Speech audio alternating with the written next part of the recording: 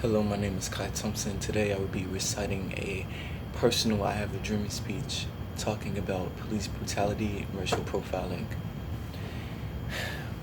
You don't know what it's like to mind your business and get stopped by the cops and not know if you about to die or not.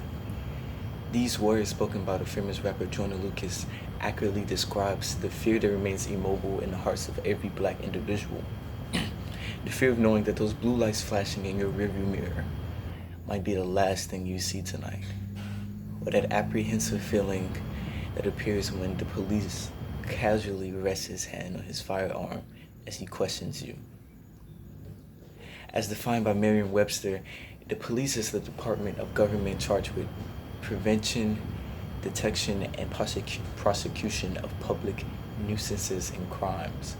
But after reading this definition, I wondered what classified as a nuisance.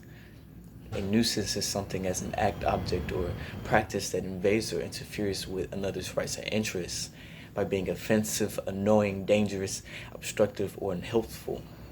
So if the police is a department dedicated to keeping domestic peace and preventing public nuisances, then why their practice a public nuisance themselves?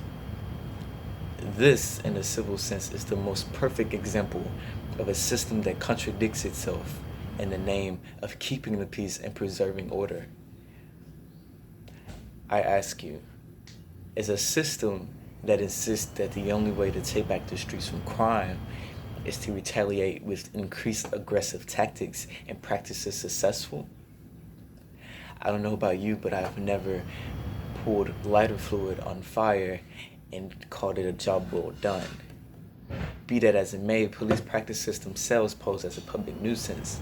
With the addition of racial profiling towards black individuals, police aggression when dealing with any situation involving a black constituent is already volatile as it is. But even before the 2000s, police brutality and racial profiling were made grotesque beasts and bandits running amok through neighborhoods and communities of black citizens eagerly looking to fill another quota.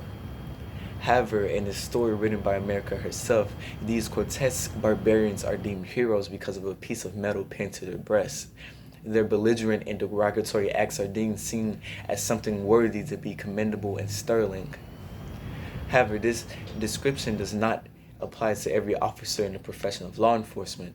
There are many who deserve to be commended, and to them I give my gratitude for their service. But I implore you to think about this for a moment. Why is it that when black people retort, they are labeled as violent, as criminals, as riffraff that have nothing better to do but give officers a hard time? Why is it that when you see my vivid melanin-rich skin against a harsh white background society, you believe that I appear to be up to no good? Why is that you claim I am always reaching for a gun to justify any shooting or killing of my black brothers and sisters? Why is it that when we cry Black Lives Matter, you rush to silence us with All Lives Matter or Blue Lives Matter?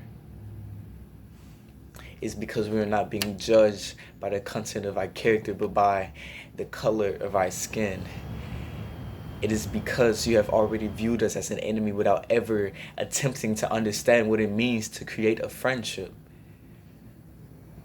I have a dream that one day you will wake up from this enticing slumber that you lay in, that you pop your protective bubble, and that you realize the nightmare that you contribute to every day outside of your dream. I have a dream that one day I won't have to look at another picture of a black victim beaten and killed by police and pretend they are just sleeping in order to cope because my heart is too heavy to believe otherwise. I have a dream that one day I won't have to sit my son down and explain to him that he must always keep his hands up because the color of his skin is the weapon that they claim he has in his hands. That day, when that day comes, when I'm able to not have to endure these aspects current in this present, I will look back upon these times, and then, and only then, will I repeat his words. Free at last, free at last. Thank God Almighty, great God Almighty, free at last. Thank you.